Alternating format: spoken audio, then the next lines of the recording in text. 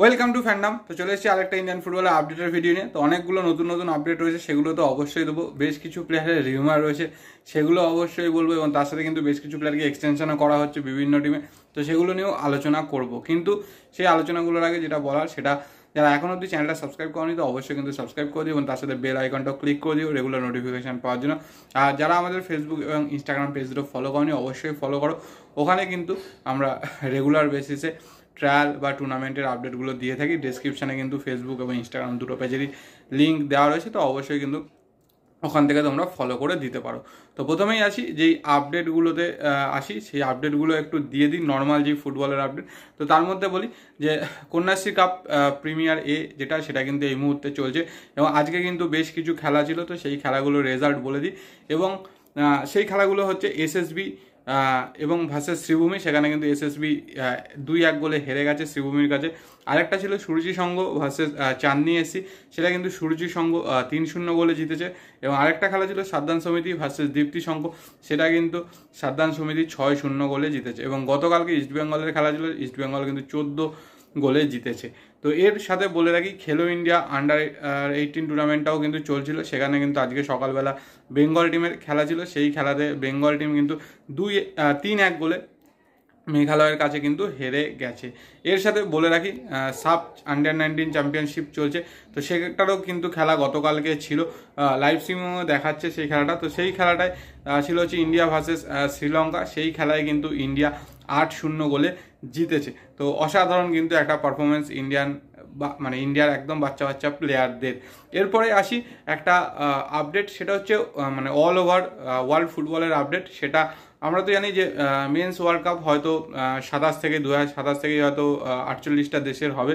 তো ফিফা কিন্তু আরেকটা সিদ্ধান্ত নিয়েছে, যেটা হচ্ছে ফিফা ওমেন্স যে ওয়ার্ল্ড কাপটা হয় সেটাও কিন্তু 48 টিমের করা হবে, মানে 48টা টিমের কিন্তু করা হবে 32টা টিমের জায়গায়। এবং সেটা মোস্ট প্রবাবলি শুরু হতে চলেছে 2031 থেকে, মানে 2031-এ যে ওয়ার্ল্ড কাপটা হবে ওমেন্স ওয়ার্ল্ড কাপ, সেখান থেকে কিন্তু 48টা টিমের কিন্তু করা হতে পারে।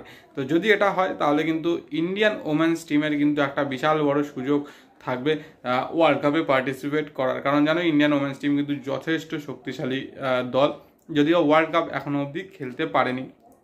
এরপরে আসি বাকি যেই আপডেটগুলো, যেগুলো হচ্ছে মেন আপডেট, যেগুলো শোনার জন্য তোমরা অধীর আগ্রহে অপেক্ষা করে থাকো। তো এই মুহূর্তে রিসেন্ট যেই আপডেটটা সেটাই আমি সেটা দিয়েই শুরু করি। সেটা হচ্ছে মোহনবাগান কিন্তু একজন প্লেয়ারের সাথে কন্ট্রাক্ট এক্সটেনশন করে নিয়েছে আরও 1 বছরের। এবং এই বছর মোহনবাগানের অসাধারণ একটা পারফরমেন্স, মানে বলা যায় যে ডিফেন্সের স্তম্ভ, সেই টম অ্যালড্রেডের সাথে কিন্তু আরও 1 বছরের চুক্তি নবীকরণ করে নিয়েছে, মানে আরও 1 বছরে কিন্তু এক্সটেনশন করে নিয়েছে মোহনবাগান সুপারজেন। তো 2026 অবধি কিন্তু টম অ্যালড্রেড মোহনবাগানের হয়েই খেলবে। এর সাথে বলে রাখি যে আরও একজন প্লেয়ার কিন্তু এক্সটেনশন হতে চলেছে, সেটাও কিন্তু রাইভাল টিমের। তো সেটা হচ্ছে ইস্টবেঙ্গলের। মার্কেটে প্রচুর রিউমার উঠেছিল যে বিষ্ণুর সাথে মুম্বাইয়ের সোয়াপ ডিল হচ্ছে বা এরকম কিছু হচ্ছে, বা বিষ্ণু ছেড়ে দেবে। মাঝখানে তো বেরিয়ে গেছিলো ওর এজেন্ট নাকি প্রচুর টাকা চেয়েছে, তো এরকম কিছু বেরিয়েছিল। তো বলে রাখি বিষ্ণুর সাথেও কিন্তু যতদূর সম্ভব ইস্টবেঙ্গল ম্যানেজমেন্ট কিন্তু কন্ট্রাক্ট এক্সটেনশন করতে চলেছে। যতদূর শোনা যাচ্ছে 3 বছরের কন্ট্রাক্ট এক্সটেনশন করা হতে পারে, যদিও অফিসিয়ালি কিন্তু এখনও অবধি এক্সটেনশন হয়নি, বাট কথাবার্তা চলছে। আর বিষ্ণুর সাথে কিন্তু আরও 1 বছরের অলরেডি কন্ট্রাক্ট রয়েছে। তো সেই জায়গা থেকে যদি আরও 3 বছরের কন্ট্রাক্ট দেওয়া হয় তাহলে কিন্তু সেটা 2029 অবধি হবে। তো এটা কিন্তু একটা যথেষ্ট ভালো দিক।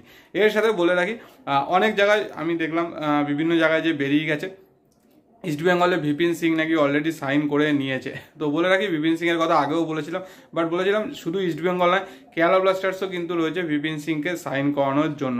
তবে যতদূর খবর ইস্টবেঙ্গলের সাথে কথাবার্তা তো অবশ্যই চলছে এবং অনেক দূর এগিয়েও গেছে সেই কথাবার্তা। কিন্তু এই মুহূর্তে যতদূর জানি এখনও অবধি কিন্তু অফিসিয়ালি সাইনিং হয়নি বিপিন সিংয়ের। তো যদি সব কিছু ঠিকঠাক থাকে হয়তো হয়ে যেতে পারে। আর এই সাইনিংগুলোর ক্ষেত্রে অবশ্যই একটা বড় ভূমিকা কিন্তু থংবই সিংতোর রয়েছে। এছাড়া বলে রাখি আরও একজন প্লেয়ারের সাথে কিন্তু ইস্টবেঙ্গল কথাবার্তা বলছে, যেই প্লেয়ারটা কিন্তু আই লিগে যথেষ্ট ভালো পারফরমেন্স করেছে এই বছর। তো তার নাম হচ্ছে হার্ডি নংব্রি। তো এই হার্ডি নংব্রি কিন্তু শিলং লাজংয়ের প্লেয়ার এবং সেন্ট্রাল মিডফিল্ড পজিশনে কিন্তু খেলে। তো আই লিগে কিন্তু পারফরমেন্স যথেষ্ট ভালো এবং খুবই মানে অ্যাট্রাকটিভ একটা পারফরমেন্স ছিল। তো যতদূর শোনা যাচ্ছে যে এর সাথেও নাকি ইস্টবেঙ্গলের একটা কথাবার্তা চলছে, কিন্তু বুঝছো শুধু কথাবার্তাই চলছে, বাট এখনও কিন্তু সেরকমভাবে ফাইনালাইজড কিছু হয়নি যে একে নেওয়াই হবে বা এ সাইন করে দিয়েছে, এরকম কিন্তু কিছু এখনও অবধি হয়নি, কথাবার্তার পর্যায়ে রয়েছে। তো দেখা যাক আস্তে আস্তে ডেভেলপমেন্ট যেরকম হবে সেরকম তো অবশ্যই জানতে পারবে যে কি কতদূর কি এগোলো, কারণ এখনই সিজন শুরু হতে অনেক দেরি। তো সেই জন্য সবাই কিন্তু টিম গোছাতে ব্যস্ত এবং সেরকমই কিন্তু কথাবার্তা চলছে, বিভিন্ন প্লেয়ারদের সাথে সব ম্যানেজমেন্টই কথাবার্তা চালাচ্ছে। দেখা যাক কী হয়। তবে দুটো এক্সটেনশন যেই দুটো হতে চলেছে ইস্টবেঙ্গলের জন্য, বিষ্ণু এবং টম অ্যান্ডেল অলরেডি এক্সটেনশন করে নিয়েছে, অফিসিয়াল অ্যানাউন্সমেন্টও হয়ে গেছে। তো সেটা কিন্তু একটা খুব ভালো মোহনবাগানের জন্য। আর বাকি যেই কথাবার্তাগুলো চলছে বিপিন সিংয়ের জন্য আরও যেগুলো চলছে, তো সেগুলো দেখা যাক আস্তে আস্তে কতটা কি ডেভেলপড হয় বা কতটা কি করে। এর সাথে বলে রাখি সামনে মাসে কিন্তু ইন্ডিয়ান ন্যাশনাল টিমের একটা খেলা রয়েছে এবং সেটার জন্য যেই ক্যাম্পটা হবে সেটা কিন্তু কলকাতাতে হবে এবং সেই ক্যাম্পটা কিন্তু 22 তারিখ থেকে হতে মানে হওয়ার কথা, মানে 21 তারিখ বা 22 তারিখের মধ্যে ন্যাশনাল টিম কিন্তু কলকাতায় চলে আসবে, ক্যাম্পটা কিন্তু কলকাতাতেই হবে। তো সেখানেও কিন্তু বোঝা যাবে যে ইন্ডিয়ান ন্যাশনাল টিমের প্লেয়াররা কীরকম পারফরমেন্স করছে বা হংকংয়ের সাথে কীরকম ভালো মানে পারফরমেন্স করে, সেটাও কিন্তু একটা দেখার। তো সেই জায়গাগুলোতে তো একটা অবশ্যই নজর থাকবে। এবং তার সাথে আরও একটা বড় খবর, সেটা হচ্ছে গুরপ্রীত সিং সান্ধু। তো গুরপ্রীত সিং সান্ধু জানো এক সময় কিন্তু নরওয়ের ফার্স্ট ডিভিশন ক্লাবে খেলেছিল। তো সেই ক্লাবের সাথেই কিন্তু আবার এই মুহূর্তে মানে প্রি সিজন যেটাকে বলা যায়, যে প্রি সিজন করতে কিন্তু গেছে, ওখানে গিয়ে কিন্তু এই মুহূর্তে ও প্র্যাকটিস করছে। তো এটা কিন্তু একটা অবশ্যই খুব পজিটিভ দিক যে একজন সিনিয়র প্লেয়ার এরমভাবে ওর ফর্মার একটা বিদেশি ক্লাব যেখানে ও খেলতো, সেই ক্লাবে কিন্তু এত বছর বাদে গিয়ে কিন্তু আবার সেখানে প্র্যাকটিস করছে নিজেকে আরও ডেভেলপ করার জন্য, আরও ভালো জায়গায় নিয়ে যাওয়ার জন্য। তো এগুলো এরকম যদি হয় তাহলে অবশ্যই কিন্তু এটা খুব ভালো, যে মানে যদি বিদেশে গিয়ে ট্রেনিং করে, তো এরকম অনেকেই প্লেয়ার সুযোগ পায় কিন্তু বিদেশে যেতে চায় না, কারণ ইন্ডিয়ান কারেন্সিতে যেই টাকাটা ওরা আইএসএল থেকে পায় সেই টাকাটা ওরা বিদেশে গেলে হয়তো পাবে না। তো সেই জন্যই অনেকে যেতে চায় না।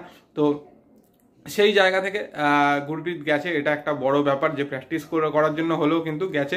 এবং তার সাথে আরও একটা খবর দিয়ে দিয়েছে, সেটা হচ্ছে সৌভিক দাস। এই সৌভিক দাসকে তোমরা চিনতে পারো, আমরা যখন একদম প্রথম ইউটিউব করেছিলাম আকাশবাণী তখন কিন্তু ওর লাইভ আমরা করেছিলাম। এই সৌভিক দাস কিন্তু একসময় ইন্ডিয়ান আন্ডার-16 আন্ডার-17 টিমের ক্যাপ্টেনও ছিল। তো এই পাঞ্জাবের হয়ে কিন্তু আই লিগও জিতেছে। এই সৌভিক দাস কলকাতার ছেলে, মানে কলকাতা না কল্যাণীর ছেলে। তো ও কিন্তু এই মুহূর্তে জার্মানিতে রয়েছে, জার্মানির 4th ডিভিশন একটা ক্লাবে কিন্তু এই মুহূর্তে খেলছে। কলকাতার ক্লাবে সেরকমভাবে কিন্তু সুযোগ না পাওয়াতেই কিন্তু এই সিদ্ধান্ত যে জার্মানির 4th ডিভিশন ক্লাবে গিয়ে কিন্তু খেলছে। আর এটাও কিন্তু একটা যথেষ্ট বড় খবর যে জার্মানির 4th ডিভিশন ক্লাব কিন্তু বলা যায় যে আমাদের আই লিগ স্ট্যান্ডার্ড মোটামুটি বা তার থেকে হয়তো একটু বেটার, বাট টেকনোলজির দিক থেকে কিন্তু অনেকটাই এগিয়ে এবং সেই ক্লাবে খেলছে এবং সেখানে কিন্তু তার সাথে খেলার সাথে কোচিং রিলেটেড যেই লাইসেন্স বা যেই পড়াশোনাটা সেটাও কিন্তু চালাচ্ছে। তো এটা কিন্তু একটা খুব ভালো দিক। তো এগুলোই মোটামুটি আপডেট ছিল, যা যা আপডেট ছিল তোমাদের সাথে শেয়ার করে দিচ্ছি। তোমাদের কি বক্তব্য অবশ্যই কমেন্ট সেকশনে কমেন্ট করে জানিও। আর ভিডিওটা ভালো লাগলে লাইক শেয়ার তো অবশ্যই করে, যারা এখন অবধি সাবস্ক্রাইব করে তো অবশ্যই সাবস্ক্রাইব করে, যারা ফেসবুক ইনস্টাগ্রাম পেজটা ফলো করতে। তো চলো আজকের মতো টাটা।